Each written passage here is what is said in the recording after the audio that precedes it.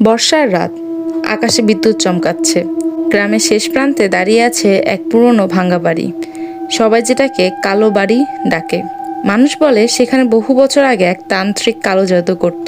তারপর এক রাতে পুরো পরিবার হঠাৎ উধাও হয়ে যায়। শুধু শোনা গিয়েছিল ভয়ঙ্কর চিৎকার। কেউ আর সেই বাড়ির কাছে যায় না।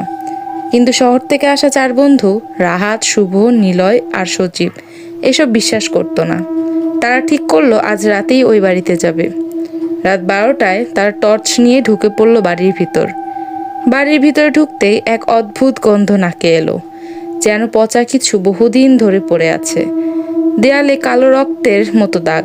হঠাৎ সজীব দেখতে পেল মেঝেতে আঁকা এক বিশাল গোল চিহ্ন, মাঝখানে অদ্ভুত ভাষায় কিছু লেখা। নীলয় ফিসফিস করে বলল, এগুলো তান্ত্রিকদের চিহ্ন। ঠিক তখনই উপরে তলা থেকে ধূপ ধূপ ধূপ শব্দ আসতে শুরু করলো। মনে হচ্ছিল কেউ ধীরে ধীরে হাঁটছে। 4 জন একে অপরের দিকে তাকালো।